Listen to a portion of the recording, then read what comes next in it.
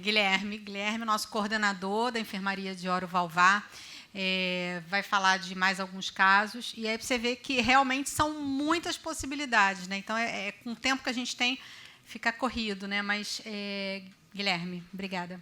Bom dia a todos. Eu trouxe 2 casos bem resumidos, como o Gelson falou, a gente expôs muito bem na aula dele, e a ideia era trazer os casos clínicos para gerar alguma discussão, agora com a visão um pouquinho mais do cardiologista e muito menos de bioquímica, essas coisas, né? Então, o primeiro caso, e eu faço um gancho com que o Dr. Gelson falou na última palestra, ao mesmo tempo que os doentes com câncer estão aí sobrevivendo, os nossos pacientes que também são submetidos a cirurgias valvares e colocam prótese, eles também estão vivendo mais, né? E por mais tempo. E dá a chance de aparecer doença oncológica, né? O envelhecimento, fator de risco para isso. Então, às vezes, a gente tem um paciente com uma prótese e com uma doença oncológica precisando de tratamento, que é o exemplo do caso 1. Era um paciente de 71 anos que fez um implante de uma prótese mitral biológica no SUS, que estava com 17 anos ali de prótese, tá? E o eco já mostrava disfunção dessa prótese mitral por estenose grave, mas o paciente era sintomático. Tanto que em 2018 ele teve um adenocarcinoma de próstata, fez uma prostatectomia radical, não teve problema nenhum, mas em 2019 um tumor de cólon que obstruiu foi para uma colectomia parcial. Aí eu vou ficar devendo se era o mesmo tumor. Essa discussão aconteceu, mas possivelmente não era.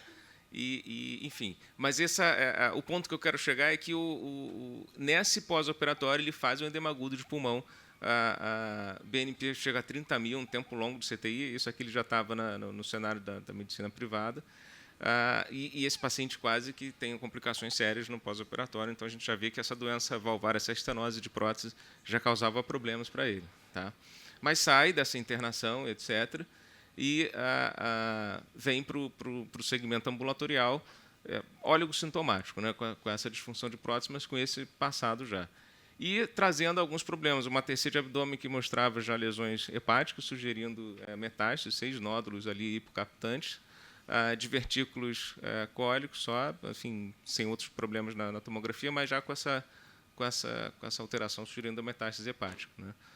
Um ecocardiograma, apesar da disfunção da prótese, mostrava ali um VD com diâmetros e funções normais, uma PSAP de 37, e função biventricular também normal, né? Mais uma área ali pela prótese de 0,9, a despeito de uma frequência cardíaca de 52, ou seja, a prótese já devia estar bem estreitinha, de fato.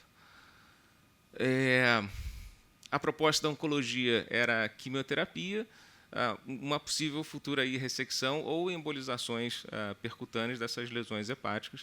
O paciente tinha um bom PS, uma perspectiva de sobrevida maior do que 1 ano com tratamento oncológico, né? E aí a gente planeja essa intervenção valvar antes desse tratamento todo. O que a gente faria, né? A cirurgia ou se a gente teria uma outra alternativa. E, enquanto isso, o paciente também implantou o seu catéter para começar a quimioterapia. E em discussão com o Heart Team, a gente estava em 2020, estava começando essa história, essa experiência com a gente, dos implantes percutâneos de próteses dentro de próteses que se mostravam disfuncionantes. Uma estratégia chamada valve-in-valve mitral. Isso permitiria, né, um menor tempo de recuperação e liberação do paciente para o tratamento oncológico. O paciente tinha todo um perfil de risco cirúrgico também, e que ele poderia ir para uma cirurgia convencional. Mas, veja, o procedimento muito muito menos agressivo, né?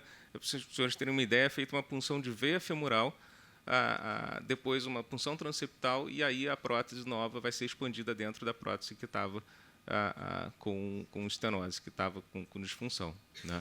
Esse procedimento foi feito às 8 horas da manhã, por volta de 11h30, meio-dia. Eu fui ver o paciente, ele já estava almoçando e reclamando da comida do hospital. Então, assim,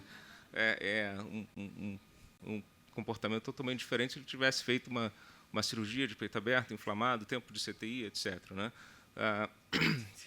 Isso nos pareceu ser uma grande vantagem. Aqui, imagens que ilustram o procedimento, guiado pelo ecocardiograma tridimensional, né? Os ecocardiografistas aí à frente e ajudando bastante nessas intervenções estruturais cardíacas, percutâneas, e um resultado final muito bom, com a prótese já nova abrindo de forma normal, com gradiente baixo. E esse paciente ele viveu por volta de 4 anos, ficou um bom tempo assintomático, teve um episódio de trombose de prótese.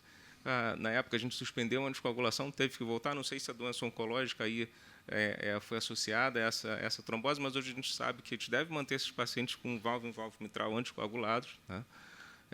E ficou com a rivaroxabana, reverteu a trombose e ficou bem de novo. Fez alguns protocolos de quimioterapia, as embolizações hepáticas, o PET scan controlou a doença, mas em 2024, uma internação por pneumonia, sepsis, acabou vindo a óbito. A prótese e a função ventricular dele estava normal. Quer dizer, é um paciente que a gente... aí a outra discussão é a duração dessa tecnologia, mas para esse paciente pareceu que foi muito bom. Né? No caso 2, eu trago uma outra discussão, uma paciente feminina de 63 anos, com prolapso mitral e IM grave, FA permanente e uma fração de ejeção que já foi diminuída e estava já normalizada, e tinha internado por ser descompensado, mas num contexto de anemia importante, 5 de hemoglobina, e nessa época a gente diagnostica uma massa uterina com sangramento anormal e evidente repercussão clínica e hemodinâmica. Tá? Os parâmetros de eco ainda tinha fração de ejeção normal, um ventrículo esquerdo também pequeno, ali querendo ficar aumentado, né, 3,8, uma PSAP de 43. Consegue ser compensada com transfusão e ajuste de medicações. E aí a gente fica naquela discussão, o que a gente opera antes, né, o coração ou a questão do útero dela. Com esses parâmetros, né, tanto é cardiográfico, a gente faz uma angiotomografia de coronários que não mostrou doença coronariana, não tinha doença importante nas carótidas vertebrais, e um laboratório em que ela consegue recuperar anemia, boa função renal, uma coagulação normal, assim como parâmetros tiroidianos, função renal também normal, a gente entende então que ela pode ser liberada para uma cirurgia não cardíaca. Assim foi feito no INCA, com uma esterectomia por vídeo, não tinha metástases, a paciente não precisou fazer quimioterapia ou radioterapia, e agora está na programação de fazer a cirurgia cardíaca de forma eletiva. Né?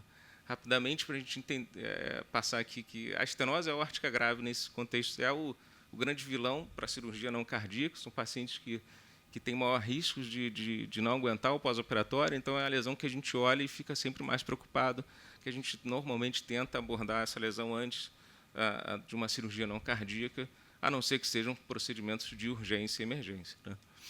Já as lesões regurgitantes aórticas e mitrais, a gente pode avaliar a capacidade funcional do paciente em função do ventrículo esquerdo e decidir.